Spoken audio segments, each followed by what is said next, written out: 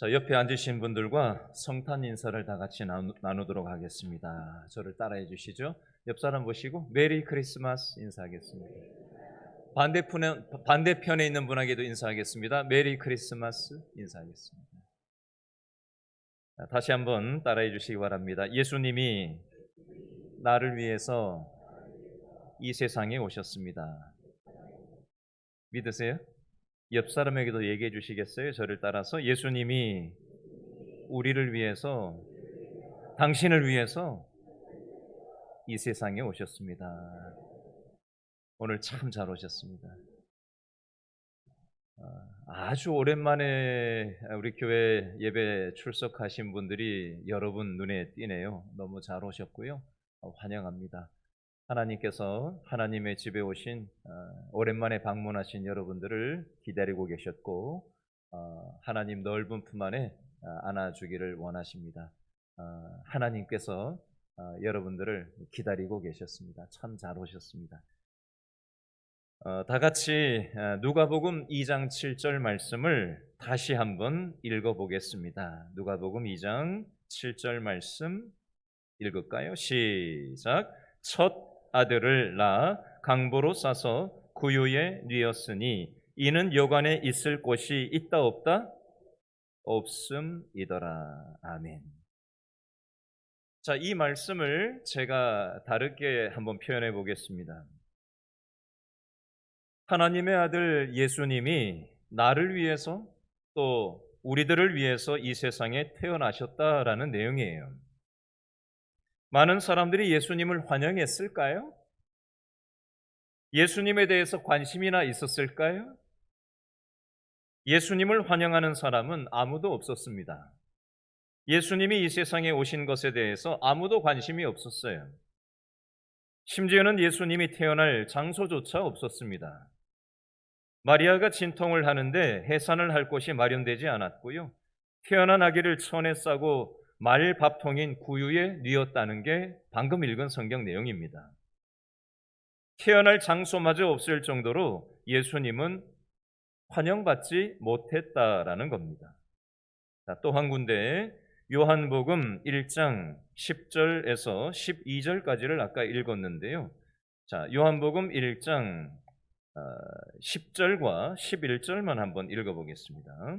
요한복음 1장 10절, 11절 다 같이 읽어볼까요? 시작. 그가 세상에 계셨으며 세상은 그로 말미암아 지은 바 되었으되 세상이 그를 알지 못하였고 자기 땅에 오매 자기 백성이 영접하지 아니하였으나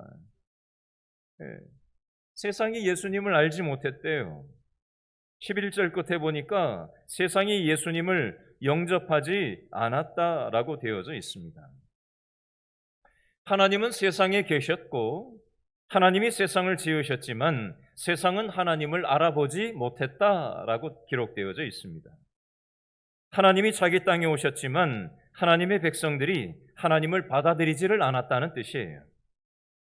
하나님의 아들 예수님은 세상에 오셨지만 태어날 장소도 없었고요. 아무도 환영하지 않았고요. 단지 소수의 사람들만이 예수님을 환영했을 뿐이었습니다. 밤에 짐승을 지키는 목동들, 먼 나라에서 찾아온 동방박사들, 하늘의 천사들만 예수님을 환영했고 나머지는 예수님을 환영하지 않은 것이 현실입니다. 오늘날도 많은 사람들이 예수님에 대해서 관심이 없어요. 자, 마지막 성경 구절 하나만 더 읽어볼까요? 요한복음 1장 12절 말씀을 한 번 더 읽어보겠습니다. 요한복음 1장 12절 말씀 다 같이 시작.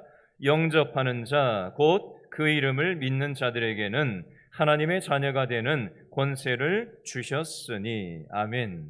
여러분들에게 질문을 하나 드리겠습니다.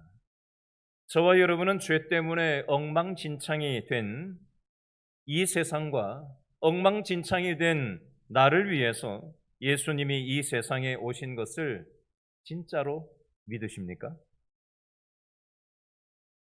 제가 질문을 했기 때문에 장단 맞추기 위해서가 아니라요. 진짜 진심으로 이 세상이 죄 때문에 망가진 세상이 됐고, 인간의 모든 영혼들이 죄 때문에 망가진 DNA를 가지고 있다. 인간 스스로는 적극적인 사고방식을 통해서 망가진 인생이 회복될 수 없으며, 지식으로도 돈으로도 이 세상 그 무엇으로도 망가진 우리의 영혼을 고칠 수 없음을 우리가 인정할 때, 예수님께서, 하나님께서, 성령님께서 우리의 인생 가운데 임하시는 겁니다. 이게 바로 영접 받아들인다는 거예요. 예수님을 영접 받아들이고 믿음으로 받아들인다는 뜻이에요. 곧 그 이름을 믿는 자들에게는 하나님의 자녀가 되는 권세를 주신다라고 되어져 있습니다. 만약에 이 사실을 믿으신다면 저를 따라해 주시기 바랍니다. 나는 혼자 있어도 혼자가 아닙니다.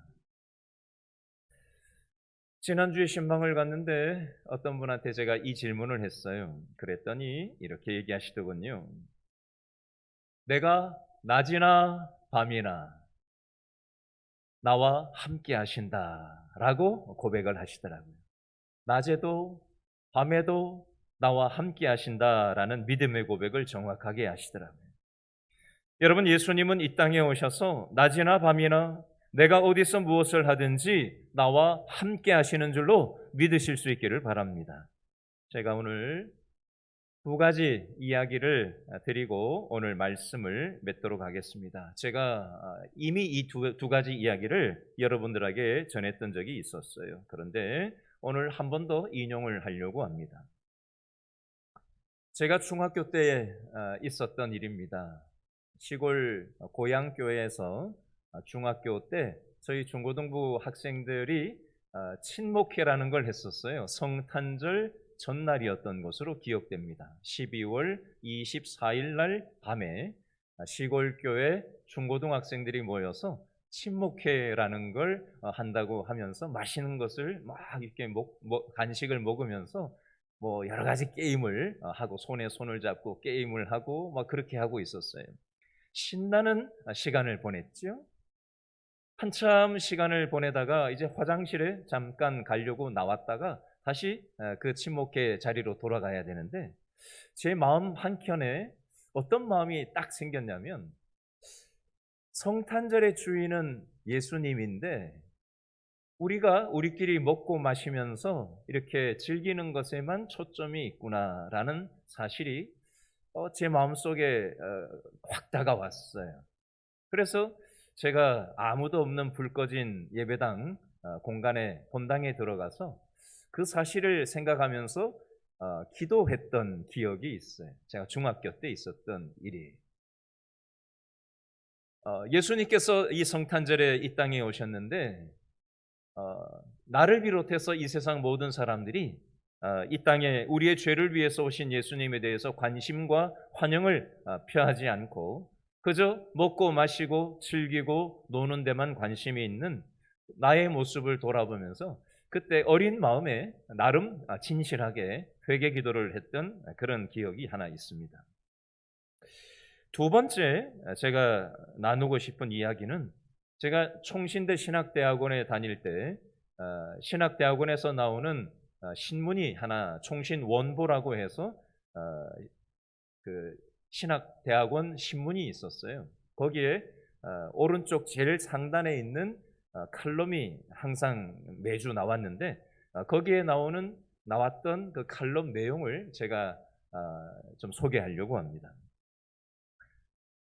1998년도에 봤던 내용이기 때문에 제가 정확한 기억은 나지 않아요. 그러나 그 느낌은 제가 정확하게 기억을 하고 있어요. 어떤 내용이냐면요, 눈이 많이 오는 겨울이었어요.